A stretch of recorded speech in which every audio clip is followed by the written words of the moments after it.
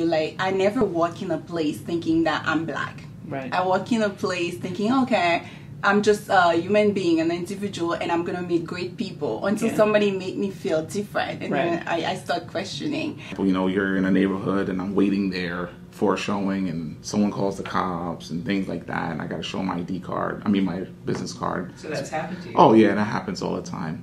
I think that there was some realtors that, I don't know if they knew some of the statements that they were saying were racist. You know, certain areas or communities that we looked at, they would just say certain things that was completely inappropriate. And then me and Donna would sometimes kind of look at each other, and then we would talk about it after. It was like not blatant, but very subtle. Yeah, you feel it. You feel a little bit of, you know, I mean, and I also had a lot of other clients who were not of color. Right. That, you know, and it was usually me and, like, say, another woman, and we're going to see houses, and we would arrive, and that agent would approach my client thinking that's the agent. Yes. And introduce him to them, and I would have to say, you know, I'm Donna Andrews, I'm the agent, and, you know, then you kind of see a little change in the expression. Someone told me to go back to my country. And I'm like, okay, we all like citizens of the, you know, of the world. People make noise all the time, but like, because of how I look, are people going to perceive that my family would be breaking the code of conduct here? When you're talking about immigrants going back to their country, we need to remember that most people here were born from immigrants, people that immigrate in this country. I love owning. I love having like my own piece of property that I can do whatever with. If I want to paint, I can paint. If I want to put in flowers, I can put in flowers.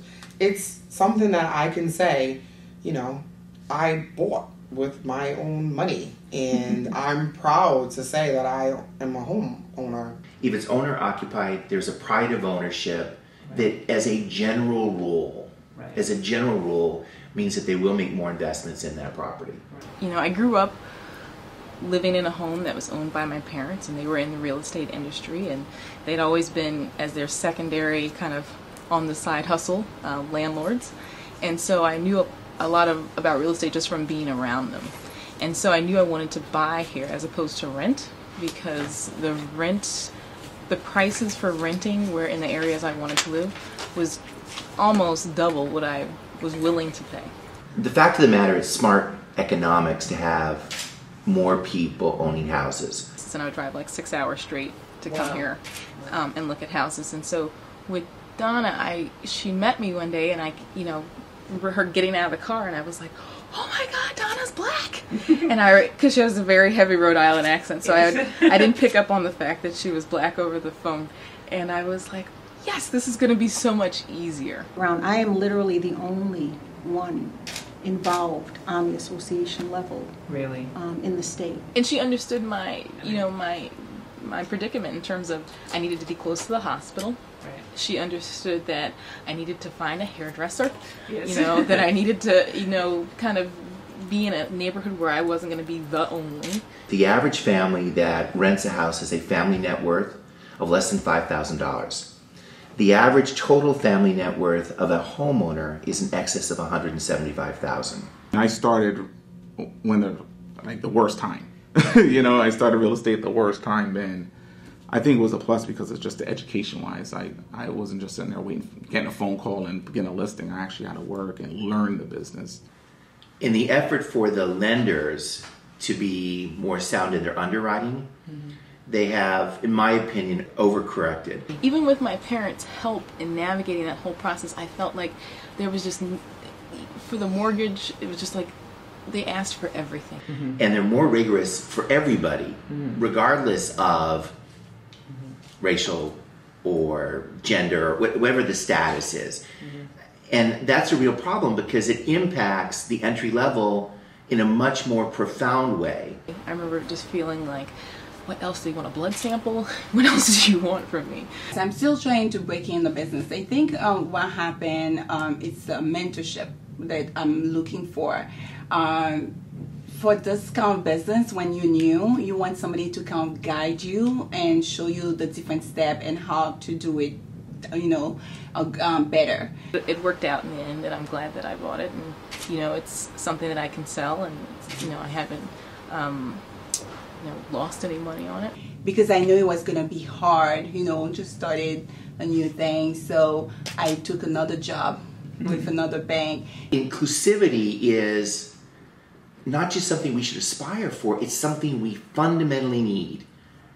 And we need that for a vibrant society. 75% of Latinos in Rhode Island are renters, not homeowners.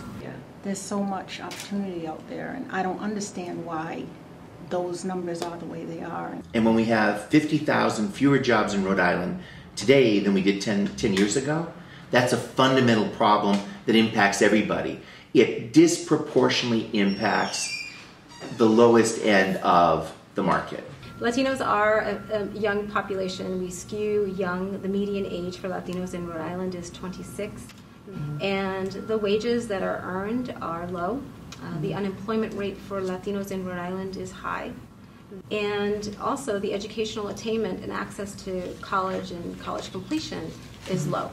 The lack of opportunity and sustainability becomes a bigger problem for entry level and people of limited means. Are there social or cultural reasons why that rate is so low?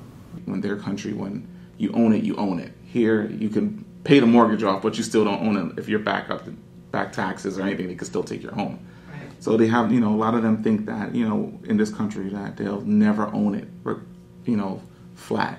It's just always going to be someone able to take it from them. Definitely the economic factors need to be addressed. The access to high-wage jobs, access to higher education and training that will lead to careers that pay a good, a decent wage. We never wanted anything more than a single family. And it's really hard to find single family homes in the neighborhoods that we can afford. When you see someone pre-approved for $125,000, $150,000, how much can you really get at that price? Which is always the challenge for us. It just gets kind of depressing seeing the houses that need work, or you have to figure out all right, we would have to take out a loan on this plus any additional to get it to the point where we would be comfortable. And the thing is, we're young, but at the same time we've been living together for a while, and we just want to be comfortable too, especially if we're bringing a kid into the world. You see that as very discouraging for them because of the fact that what they're seeing is not what they picture they're supposed to get. We are surrounded by my family, and knowing the issues, I think it's just slowly chipped away at us, and we slowly stopped looking. The cost burden to live in Rhode Island for Latinos is very high. And so that does not leave enough resources period, to be able to save for a down payment, save for a college fund, or to be able to get a car to be able to go to work. We know kids are going to cost money, so why would we tie ourselves into 40 years of debt? Whereas if something happens and we need to move somewhere with cheaper rent, that's a lot easier than having to figure out what to do with a mortgage. A lot of people can have the credit and they can have the job, but they don't have the down payment. Right. Having $10,000 in the bank it's not easy.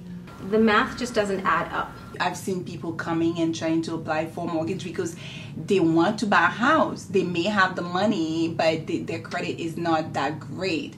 So they leave. People will say, oh, you have a few things, you have collections, you need to pay them. So, but they will leave. Usually people want somebody to hold their hand. But it's growing. You can see a lot of people are trying to buy. Many people, they have the Rhode Island housing program, 100% financing now. So that's helped a lot.